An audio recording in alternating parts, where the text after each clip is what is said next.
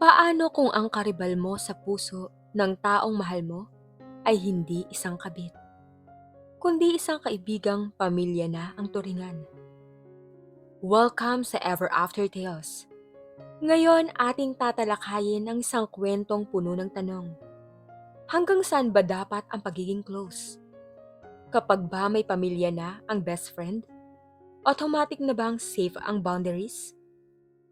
Ito ang The Untouchable Best Friend.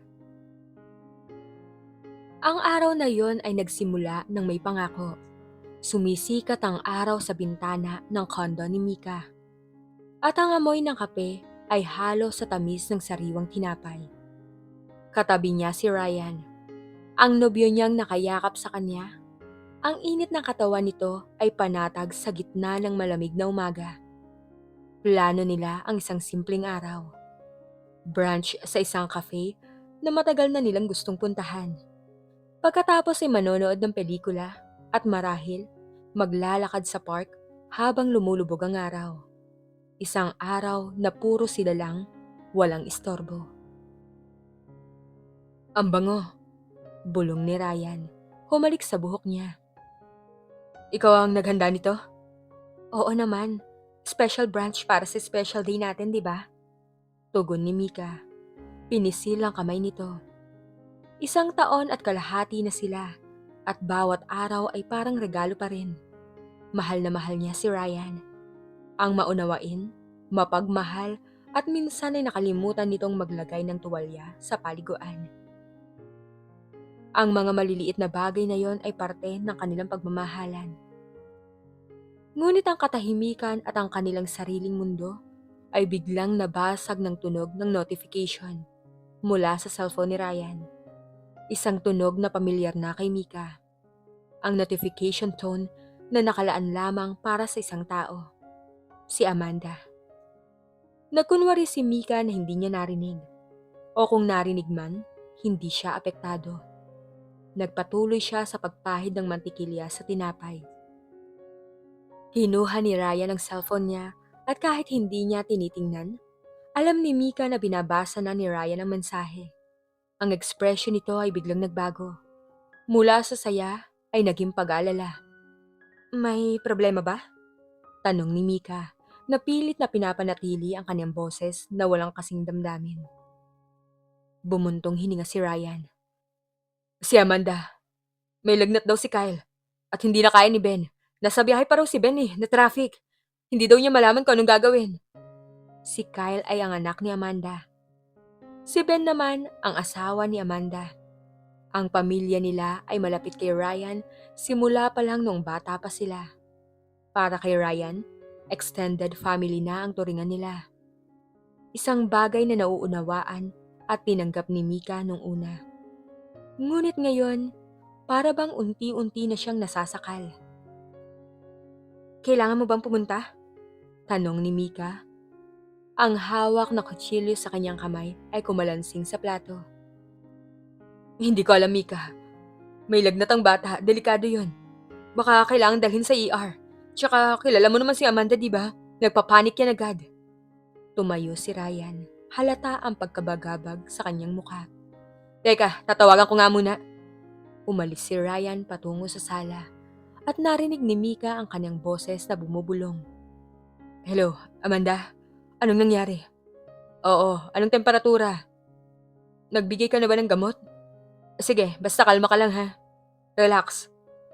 Pakiramdam ni Mika ay bigla siyang nag-iisa sa dining table. Ang mainit na kape, unti-unting lumalamig. At ang masarap na tinapay ay nawalan ng gana. Ang kanilang special day, unti-unti nang nawawala. At hindi ito ang unang pagkakataon. Ilang beses na, hindi na niya mabilang. Ang pagiging malapit ni Ryan at Amanda ay hindi lihim. Magkababata sila, kapitbahay, magkasama sa eskwela, at parang kapatid na ang turingan nila sa isa't isa. Ang pamilya ni Ryan ay naging sandalan ni Amanda, lalo na nang maulila ito sa murang edad. At si Ryan, laging nandyan. Laging handang tumulong, handang makinig, handang dumamay. Isang ugali na hinangaan ni Mika nung una. Isang katangian na naging dahilan kung bakit niya minahal si Ryan. Kapatid ko na si Amanda, Mika. Parang extended family namin sila. Paliwanag ni Ryan sa kanya nung una silang magkakilala. Kasama ko siyang lumaki. Hindi ko lang matalik na kaibigan. Pamilya na talaga. Naiintindihan ko. Sagot ni Mika noon. Totoo sa kanyang puso. Siya mismo ay may matalik na kaibigan. Kaya naiintindihan niya ang halaga ng isang matagal ng pagkakaibigan. Ngunit ang pag-unawa na yon, unti-unting nagiging pasanin. Sa paglipas ng panahon, ang tawag ni Amanda ay naging mas madalas. Minsan, tuwing nagde-date sila. Minsan, tuwing may mahalagang okasyon sila. Minsan, sa mga maliliit na bagay lang. Isang Sabado ng gabi, naghahanda sila para sa isang concert na matagal na nilang binili ang tickets. Suot na ni Mika ang paborito niyang dress at excited na siya. Ang ganda mo, babe, sabi ni Ryan, inaayos ang kwelyo ng polo niya. Halika, alis na tayo. Ay, ayun, may message pala si Amanda. Wait lang. Kinabahan na si Mika. Ano na naman? Nako, nahulog daw si Kyle sa hagdan. Hindi naman daw malalim pero umiiyak daw ng sobra. Ayaw daw tumigil eh. Si Ben naman nasa meeting pa. Pumikit si Mika. Pero Ryan, yung concert natin. Alam ko, babe. Pero anak yan ni Amanda. Hindi ko pwedeng pabayaan. Paano kung may bali? Baka kailangan i-check up. Hindi ba pwedeng tawagan niya si Ben? O kaya kapitbahay niya? May mga kamag-anak siya, di ba? Pilit ni Mika, halos lumabas na ang luha sa kanyang mga mata. Nasa probinsya ang parents niya at si Ben, alam mong workaholic. Hindi na ako pwedeng tumawag ng iba. Sige na, kailangan ko siyang tulungan. Kinuha ni Ryan ang kanyang susi at nagmamadaling lumabas ng pinto. Naiwan si Mika na mag-isa sa kanilang sala. Ang tickets ay nasa kanyang kamay. Ang kanyang puso ay basag. Hindi yun ang huling pagkakataon. Isang anniversary dinner nila ang nasira nang kailangan ni Amanda ng tulong sa pagbuhat ng cabinet. Isang pelikula sa sinihan ang naging maikli dahil kailangan ni Ryan na sunduin si Amanda mula sa emergency room dahil sa pananakit ng ulo na kalaunan ay migraine lang pala. Ang pagiging understanding ni Mika, unti-unti nang nauubos. Ang pagmamahal niya kay Ryan, nagiging halo ng pagmamahal at matinding kirot. Bakit hindi siya ang priority? Bakit parang laging si Amanda ang nauuna? Isang araw, nagkayayaan silang lumabas sa mga kaibigan. Kasama nila sina Carla, ang pinakamatalik na kaibigan ni Mika, at si Marco, kaibigan din ni Ryan. Masayang kwentuhan at ramdam ni Mika ang pagiging malaya mula sa anino ni Amanda. Ang tagal na rin nating hindi nakakapag-date night na tayo lang. Ano, Ryan? Tanong ni Mika, hinawakan ang kamay niya sa ilalim ng lamesa. Ngumiti si Ryan. Oo nga no, parang ang bilis ng panahon. Biglang nagring ang cellphone ni Ryan. Muli, si Amanda. Nako, may tumutulo daw sa kisame nila. Kailangan daw matingnan eh. Si Ben nasa out of town. Hindi raw niya alam kung anong gagawin. Bulong ni Ryan, halata ang pagkabahala. Tiningnan ni Mika si Ryan. Ang ngiti sa kanyang labi, unti-unting nawala. Ryan, pwede bang hindi mo nalang sagutin? Kaarawan ko ngayon. Birthday dinner ko. Natigilan si Ryan. Birthday mo? Naku Mika, sorry nakalimutan ko pero yung kisame. May tubero naman di ba? Hindi ba pwedeng tawagin mo lang ang tubero para kay Amanda? Tanong ni Mika, pilit na pinipigilan ng kanyang luha. Ito ang birthday ko. Ang dami nating plano, pero lagi na lang si Amanda eh. Ang kanyang boses ay may halong sama ng loob na hindi niya kayang pigilan. Nakita ni Carla at Marco ang tensyon. Nagkaroon ng katahimikan sa mesa. Bumuntong hininga si Ryan. Pero Mika, kaibigan ko siya. Pamilya ko siya. Kung hindi ko siya tutulungan, sino pang tutulong sa kanya? At ako, sino ang tutulong sa akin na huwag masaktan? Sino ang magbibigay ng pansin sa akin? Halos pabulong na tanong ni Mika. Ang kanyang boses ay nanginginig na. Ryan, minahal kita dahil sa kabaitan mo. Pero sa puntong 'to, parang masyado mo ng pinamimigay ang kabaitan mo sa ibang tao na dapat sa atin na lang. Tayo na ang magkasama, oh. Tayo yung may relasyon. Hindi alam ni Amanda, pero ang kanyang presensya ay unti-unting nagiging pader sa pagitan ni Ryan at Mika. Isang gabi, dumalaw si Ryan sa kondo ni Mika. Bitbit niya ang paboritong takeaway ng dalaga mula sa isang mamahaling restaurant. Isang desperadong suhol para sa katahimikang bumabalot sa kanila nitong mga nakaraang linggo. Mika, kailangan natin mag-usap. Panimula ni Ryan habang inilalapag ang pagkain sa mesa. Hindi man lang siya tiningnan ni Mika. Ano pang pag-uusapan natin, Ryan? Malamig na tugon ni Mika. Nakatitig sa kawalan sa labas ng bintana. Ang refleksyon niya sa salamin, tila anino na lang ng dating masayang babae. Tungkol sa atin. Sa nararamdaman mo, sorry kung nakalimutan ko ang birthday mo, pero hindi ko naman sinasadya yun. Alam mo namang naging kakaiba lang ang linggong yun dahil sa problema ni Amanda sa... Tumigil ka na, Ryan. Humarap si Mika. Ang kanyang mga mata ay hindi na lang puno ng dismaya, kundi ng matinding pagkamuhi. Hindi to tungkol sa isang nakalimutang dinner. Tungkol to sa posisyon ko sa buhay mo.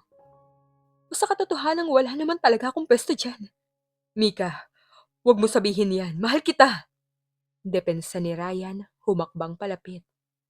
Mahal? Ryan, ang pagmamahal hindi lang sa salita. Ang pagmamahal ay ang pagpili. At sa loob ng 2 taon, kailan mo ba ako pinili? Pataas ng pataas ang boses ni Mika. Noong anniversary natin, tinakbo mo si Amanda sa ospital dahil lang sumakit ang ulo niya. Nung na-promote ako, hindi tayo nakapag-celebrate dahil kailangan niyang mag-move out. At ikaw ang ginawa niyang kargador. Lagi kang may emergency sa kanya. At lagi akong opsyon. Opsyon na lang na pwedeng paghintayin. Pero Mika, pamilya ko si Amanda. Wala siyang ibang matatakbuhan. Si Ben walang kwentang asawa. Ako lang ang sandalan niya. Sigaw ni Ryan, halata ang pagkalito at pagkapikon. Bakit ba ang hirap sa'yong intindihin na kailangan niya ako? Dahil hindi mo siya asawa, Ryan! Hindi ka niya asawa! Sigaw ni Mika, ang mga luha ay tuluyan ng umagos. Kung kailangan niya ng sandalan, kumuha siya ng therapist. Kung kailangan niya ng katuwang, ayusin niya ang pagsasama nila ni Ben. Pero ano ginagawa mo, Ryan? Hindi yan pagtulong. Kinukonsinti mo ang pagiging dependent niya. Habang dahan-dahan mong pinapatay ang relasyon natin. Lagi na lang siya, Ryan. Biglang tumunog ang phone ni Ryan sa ibabaw ng mesa. Isang text message. Kahit hindi tingnan ni Mika, alam niya kung sino yun. Nag-alinlangan si Ryan. Ang kaniyang mata ay pabalik-balik sa phone at kay Mika. Natawa si Mika ng mapait. Isang tunog na puno ng pait. Sige na, sagutin mo na. Baka mamaya naubusan lang siya ng gatas.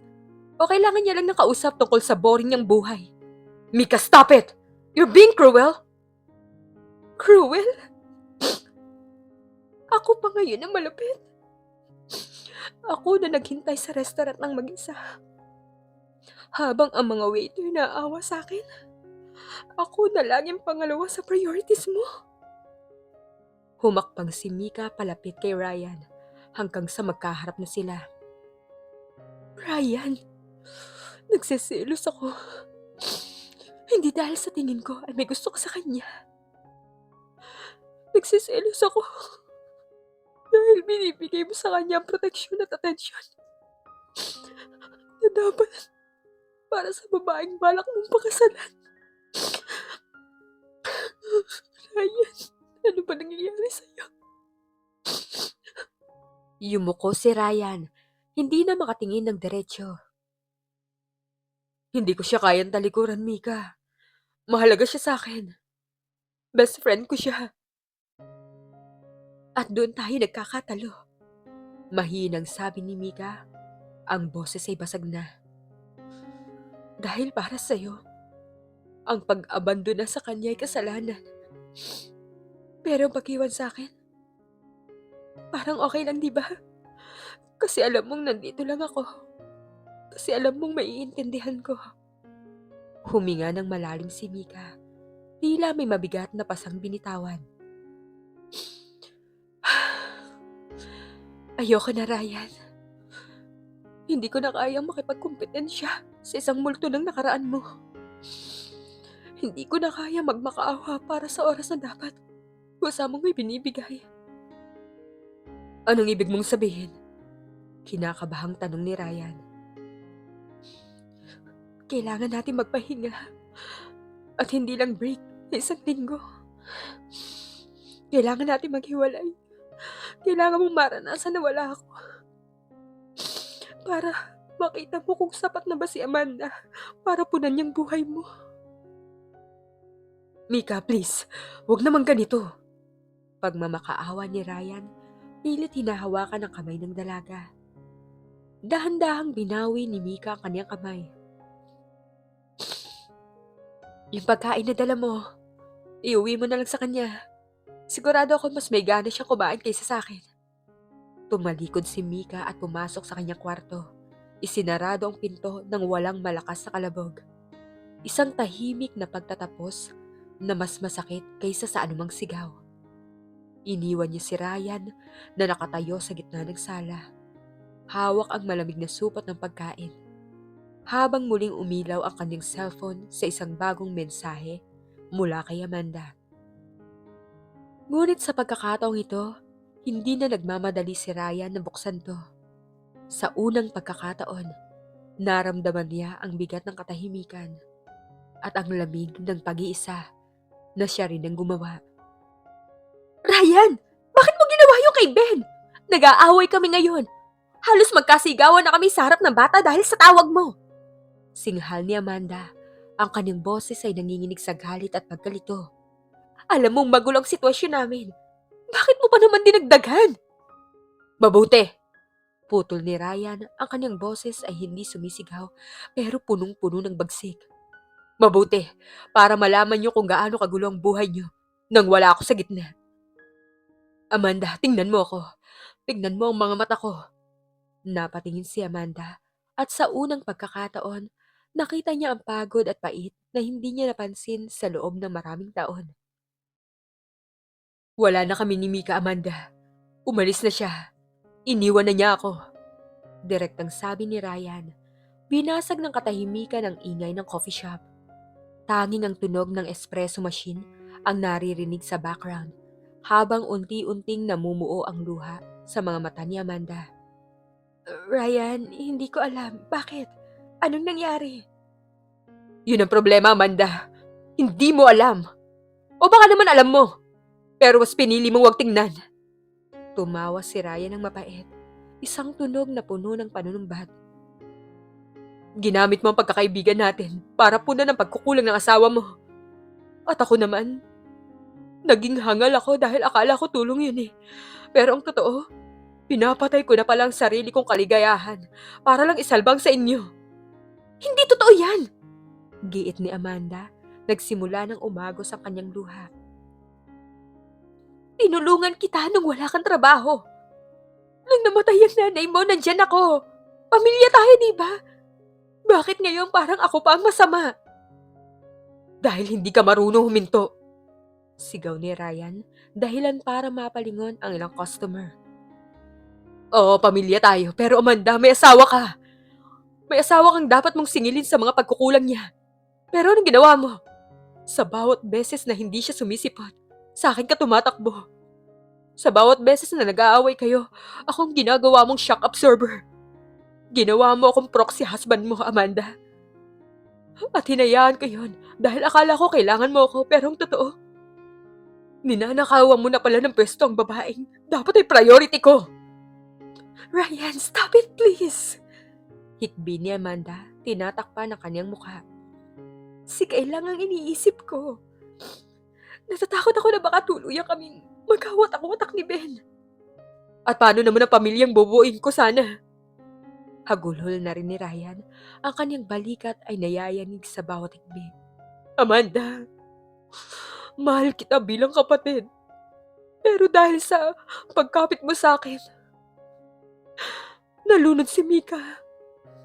Sa bawat tawag mo na sinasagot ko habang kasama ko siya, para akong sumasaksak sa kanya. Pinagmukha kitang mas mahalaga kaysa sa kanya. Pinagmukha kitang asawa ko sa harap ng nobya ko. Sinong matinong babae ang mananatili sa ganitong setup? I'm so sorry, Ryan. I'm so sorry. Sorry. Hagulhol ni Amanda. Halos hindi na makahinga sa tindi ng guilt. Hindi ko naisip na habang iniligtas mo ko, nawawala na palang sa inyo. Nawawala na pala sa iyo ang lahat. Ang selfish ko. Ang manhid ko. Oo, naging selfish ka. At ako, naging duwag ako, Amanda. Pag-amin ni Ryan habang pinapahid ang kanyang luha gamit ang nanginginig na kamay. Gusto kitang patawarin, Amanda, pero hindi ko magagawa yun. Hanggat hindi ko naayos ang sarili ko at hindi mo matutunang ayusin ang relasyon niyo ni Ben, kung lagi kang may salbabida na sasalusin niyo sa tuwing malulunod kayo. At ano ang gusto mong gawin ko? Tanong ni Amanda sa gitna ng mga luha. Ang boses ay maliit at basag. Umuwi ka sa asawa mo. Mag-away kayo, magsigawan kayo. O maghiwalay kayo kung kailangan. Pero gawin niyo na kayo ng dalawa. Huwag mo na ako idamay. Huwag mo na akong tawagan para sa mga bagay na dapat ay responsibilidad niya. Tumingin si Ryan sa malayo, sa direksyong alam niyang hindi na niya basta-basta mababalikan. Kailangan kong hanapin si Mika. At kung hindi na niya ako tanggapin, tatanggapin ko yon. Dahil ito ang kapalit ng pagiging bulag ko sa loob ng napakahabang panahon. Tumayo si Ryan. Iniwan ang malamig na kape sa mesa. Iniwan niya si Amanda na nakayuko at humihikbi. Isang eksenang dati ay hindi niya matitiis na hindi aluin. Pero ngayon, naglakad siya palayo ng hindi lumilingon. Sa bawat hakbang, nararamdaman niya ang bigat. Pero kasabay nito ay ang kakaibang laya. Sa wakas, pagkatapos ng 2 taon, pinili na niya ang tamang tao, ang kanyang sarili at ang pagkakataong mabawi ang babaeng tunay niyang mahal. Matapos ang huling usapan nila ni Ryan, bawat hakbang ni Amanda pauwi ay tila may kaakibat na tanikala. Ang bigat sa kanyang dibdib ay hindi lamang dahil sa lungkot, kundi dahil sa isang malupit na katotohanan. Sa paghahanap niya ng masusuportahan, naging linta siya sa kaligayahan ng iba. Pagdating sa bahay ni Amanda, nadatnan niya si Kyle na mahimbing na natutulog. Tinitigan niya ang anak, naisip niya. Hanggang kailan ko itatago sa batang to na ang tanging tatay na kilala niya ay ang tito niya? Dahil ang sarili niyang ama, tila anino lang sa bahay na ito. Ang guilt ay unti-unting lumamon sa kanya. Hindi lang si Mika ang nasaktan niya. Ninanakawan din niya si Ryan ng pagkakataong bumuo ng sariling buhay. Kinabukasan, hindi na hinintay ni Amanda na lumabas si Ben para pumasok sa trabaho. Hinarap niya ito sa pagkainan. Ang hangin ay puno ng tensyon. Ben, kailangan natin mag-usap. Hindi to tungkol sa bayad sa kuryente o sa school bus ni Kyle. Tungkol to sa atin. Sa pagkabulok ng pamilyang to. Simula ni Amanda, ang boses ay nanginginig, ngunit may determinasyon. Nag-angat ng tingin si Ben, may bahid ng inis. Amanda, aga-aga naman. Pagod ako sa trabaho, alam mo yan. Pagod? Ben, lahat tayo napapagod. Pero, bakit si Ryan ang laging nandyan? Bakit kapag may sakit si Kyle, si Ryan ang tumatakbo? Kapag nasisiraan ako ng gripo, si Ryan ang may hawak ng wrench. Ang problema, Ben, hindi mo ginagampanan ang responsibilidad mo bilang asawa at ama. Halos masira ang buhay ni Ryan dahil sinalo niya lahat ng pagkukulang mo. Padabog na ibinaba ni Ben ang kanyang kutsara. Bakit ba laging si Ryan? Ano ba siya sa paningin mo? Santo? Nagtatrabaho ako para may makain kayo. Yun ang papel ko. Mali! Sigaw ni Amanda kasabay ng pag-agos ng luha. Ang papel mo? Maging haligi. Hindi lang tagapuno ng pitaka. Kailangan ka namin, Ben. Hindi pera ang yayakap sa akin sa gabi. At hindi pera magtuturo kay Kyle kung paano maging lalaki. Hindi ako pwedeng umasa kay Ryan habang buhay dahil may sarili siyang buhay na sinisira ko. Natin. Dahil sa kapabayaan mo. Tumahimik ang paligid. Nakita ni Amanda ang unti-unting pagguho ng depensa sa mga mata ni Ben. Doon, sa gitna ng kanilang sigawan, napagtanto ni Ben ang lalim ng kanyang pagkukulang. Hindi lang siya nagkulang sa oras, nawala ang kanyang presensya sa puso ng kanyang sariling pamilya. Lumipas ang mga linggo, ang katahimikan sa pagitan ni Ryan at Mika ay tila isang malalim na sugat na ayaw maghilom. Araw-araw, tinitingnan ni Ryan ang kanilang mga larawan. Ang bawat sulok ng kanyang kondo ay nagpapaalala sa tawa ni Mika, sa amoy ng pabango nito at sa paraan ng pagtingin nito sa kanya bago ito napuno ng pagod. Hindi na siya makapaghintay. Pinuntahan niya si Mika sa opisina nito. Bit-bit ang huling piraso ng kanyang pride na handa niyang isakripisyo. Nang makita niya si Mika sa lobby, huminto ang mundo nito.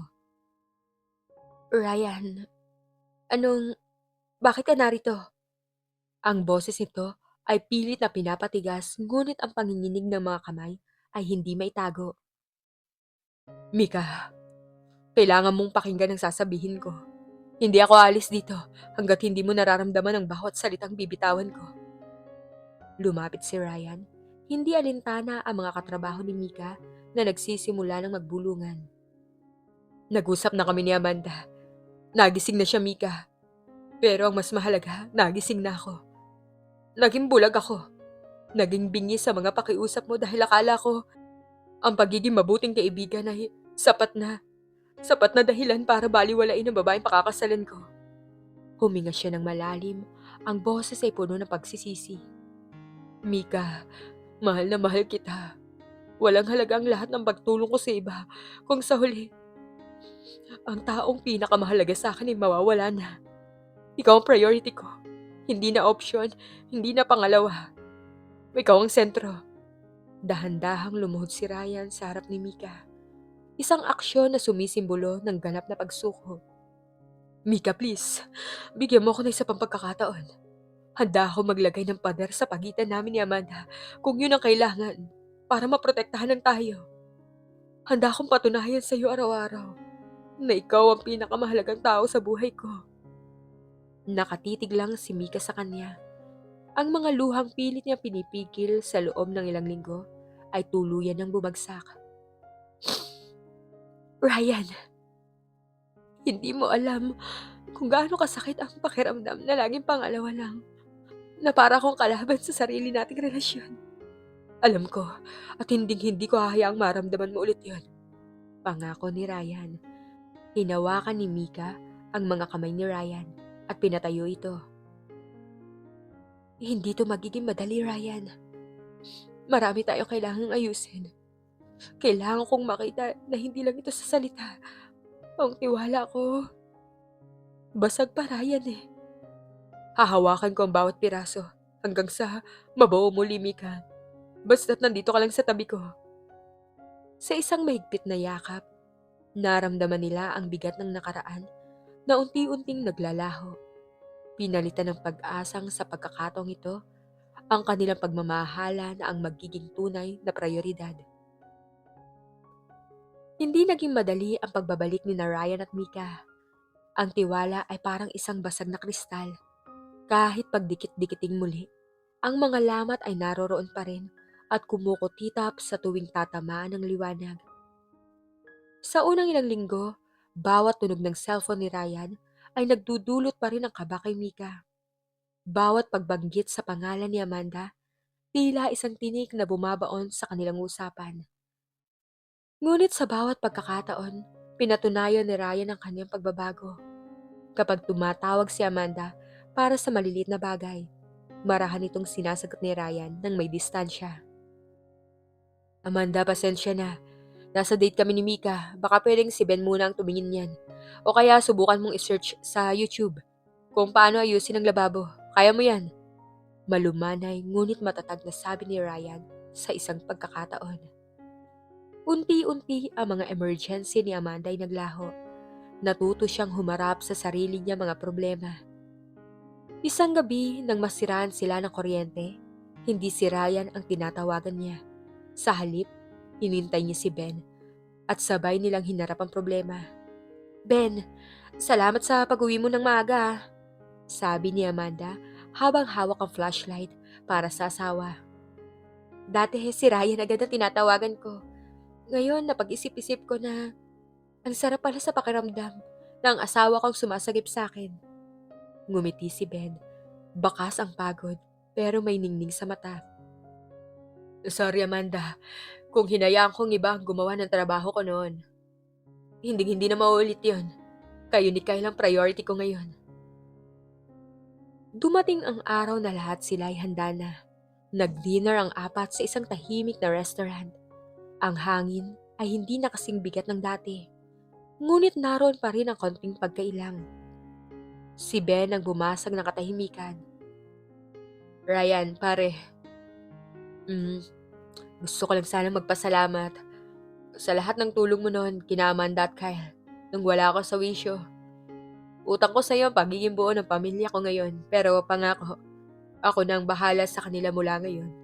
You deserve to focus on Mika. Tumango si Ryan, bakas ang ginhawa sa muka. Salamat, Ben. Alam kong kaya mo yan. At masaya ako na nakikita kayo masaya. Habang nag-uusap ang dalawang lalaki tungkol sa trabaho at basketball, nagkaroon ng pagkakataon ng dalawang babae. Nagkatinginan sina Amanda at Mika. Huminga ng malalim si Amanda. Hinawakan ng baso ng tubig ng mahigpit bago nagsalita. Mika, panimula ni Amanda, ang boses ay pabulong pero tapat. Gusto ko sanang humingi ng tawad. Hindi lang dahil sa pag-agaw ko sa oras ni Ryan, kundi dahil sa pagiging manhid ko. Masyado kasi ako nakasandal sa kanya na hindi ko naisip na may taong nasasaktan sa kabilang panig. I was selfish and I'm deeply sorry for that. Tumingin si Mika sa kanya. Nakita niyang sincerity sa mga mata ni Amanda. Wala nang bakas ng pagiging manipulative, kundi isang babaeng natuto sa sariling pagkakamali. Salamat Amanda, sagot ni Mika habang hinahalo ang kanyang pagkain. Matagal na kitang pinatawad. Hindi dahil madali ang pinagdaanan ko, kundi dahil nakita ko ang pagsisikap niyong lahat na magbago. Gusto kong maging magkaibigan tayo, Amanda. Pero sa pagkakataong to, gusto kong magsimula tayo bilang tayo. Hindi dahil kay Ryan, kundi dahil sa respeto natin sa isa't isa bilang mga babae. Napangiti si Amanda. May luha sa gilid ng kanyang mga mata. Gusto ko yan, Mika. Salamat sa pagbibigay sa akin ng pagkakataong itama ang lahat Sa ilalim ng mesa, naramdaman ni Ryan ang kamay ni Mika na pumatong sa kanyang hita at mahigpit itong pinisil. Tumingin si Ryan sa kanya at ngumiti, isang ngiting puno ng pangako at pasasalamat. Ang gabing yun ay hindi lang tungkol sa pagkain nito. Ito ay tungkol sa pagsasara ng isang masakit na kabanata at pagbubukas ng bago. Natuto si Ryan na ang tunay na pagmamahal ay may kasamang proteksyon. Proteksyon sa kapayapaan ng loob ng iyong katuwang. Masaya ako, Ryan. Bulong ni Mika habang papalabas sila ng restaurant. Masaya rin ako, Mika. Dahil sa wakas, tayo na talaga ang bida sa sarili nating kwento. Sagot ni Ryan bago niya hinalikan ang noo ng babaeng pinili niyang mahalin ng higit sa lahat. Ang kanilang pagmamahalan ay hindi na tulad ng dati na madaling mayayanig. Ngayon, ito ay parang isang matatag na pundasyon ng bahay. dumaan sa lindol at bagyo. Ngunit dahil sa tamang boundaries at tapat na communication, nananatili itong matibay at ligtas na kanlungan. Ang pag-ibig sa madaling salita ay hindi lang pagbibigay ng iyong buong puso. Ito ay ang sining ng pagbibigay ng tamang puwang. Sa ating pagnanais na maging mabuting tao o dakilang kaibigan, madalas nating malimutan na ang bawat relasyon ay may bakod na dapat igalang. Hindi masamang maging matulungin, lalo na sa isang kaibigang itinuturing ng kapatid. Pero kapag ang iyong tulong ay nagnanakaw na ng oras, atensyon, at emosyon na dapat ay eksklusibo para sa iyong katuwang sa buhay, doon na nagkakaroon ng lamat ang balanse.